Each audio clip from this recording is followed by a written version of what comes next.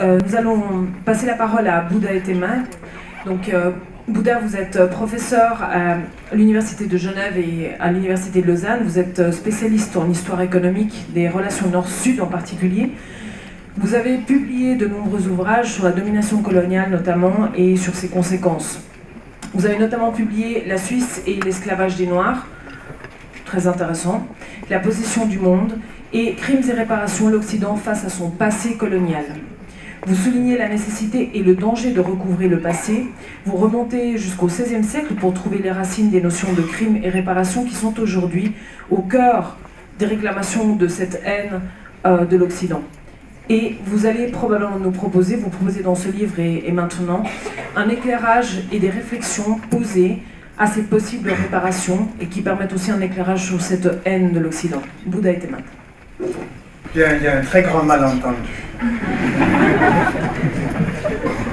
C'est-à-dire que jusqu'à maintenant, aussi bien Jean Ziegler que notre modératrice m'ont laissé entendre que j'allais parler de mon livre.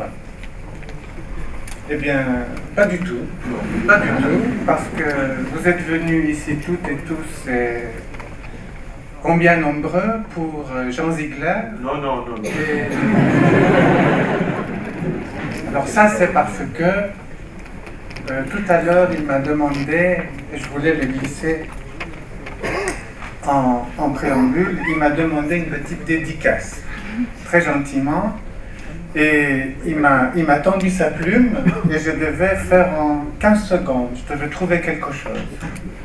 Et il y a deux mots qui me sont venus tout de suite à l'esprit, c'est respect d'abord et amitié ensuite. Alors, c'est aussi pour ça que j'aimerais, parce que, autre justification, on m'a demandé de lire son livre. Et d'en rendre compte. Et puis, avec Elie Tello, qui m'a sollicité, et je dois dire que lâchement, il m'a laissé succéder à Jean. Et je ne pensais pas que ça serait si difficile de lui succéder ici, au micro.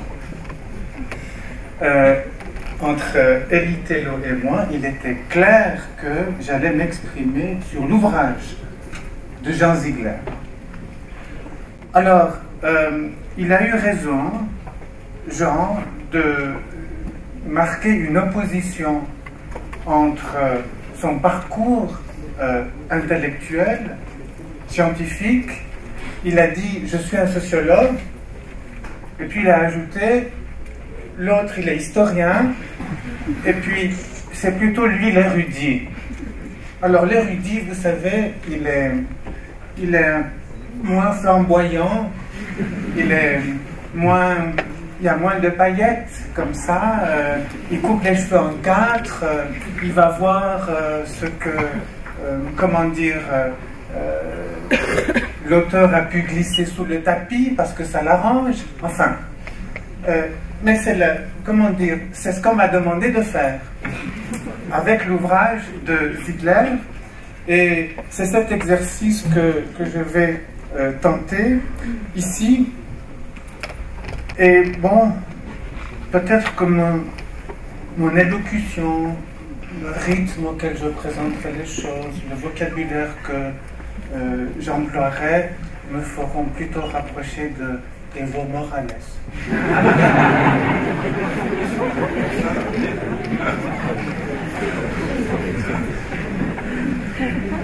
Alors, voilà, j'ai 15 minutes et j'y vais. Ce que j'aimerais beaucoup, parce que aussi loin que je me souvienne, à l'université, dans mon engagement, Jean Ziegler a toujours représenté un symbole. C'est un monument, il a eu des responsabilités, il a rencontré des chefs d'État, il peut remplir une salle encore deux fois plus importante que celle-là. Moi, petit professeur, j'aimerais un petit peu mettre du poil à gratter dans sa chemise. Et j'espère que des discussions pourront s'engager sur différents points que je vais présenter tout de suite. Il y a deux grands objectifs.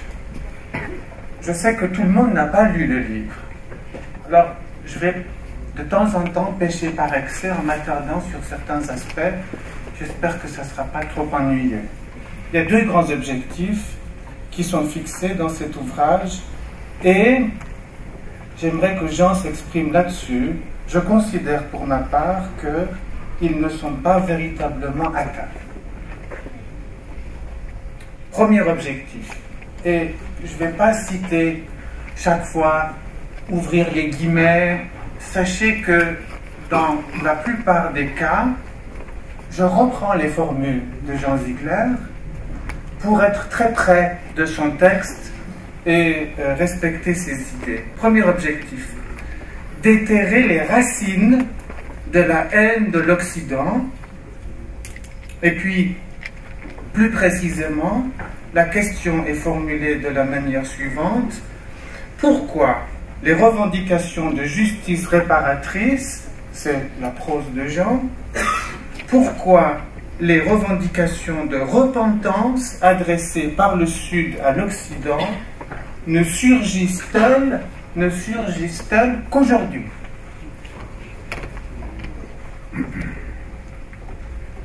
Et la première partie du livre est censée répondre à cette question. Or, je trouve que Jean n'y répond pas. J'ai eu la curiosité, tout le monde fait ça aujourd'hui, d'aller sur le net pour voir qui avait rendu compte de l'ouvrage de Jean. Puis je suis tombé sur un entretien qu'il a accordé au Courrier de Genève le 8 novembre de cette année, et dans lequel cette question lui est posée. Et Jean Ziegler de déclarer: c'est un grand mystère.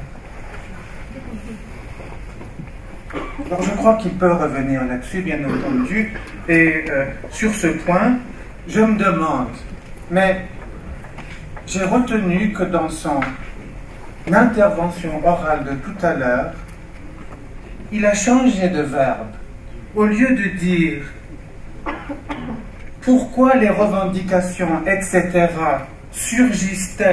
ne surgissent-elles qu'aujourd'hui, comme dans son ouvrage, il a dit, je ne sais pas si vous avez fait attention, il a dit ressurgissent-elles aujourd'hui.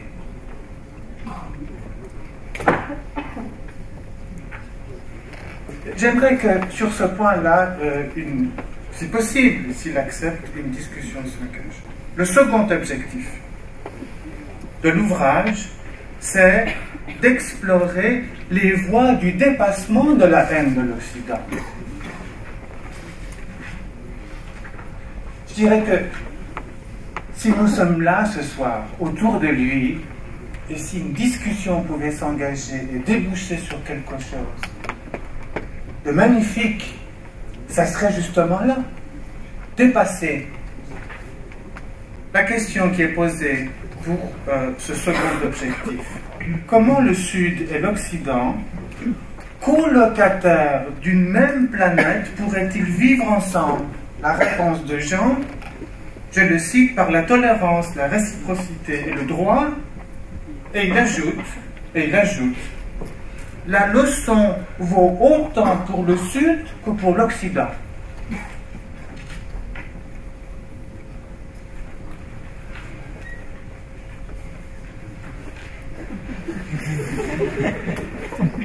Alors, est-ce qu'il le reconnaîtra, Jean? Je ne sais pas.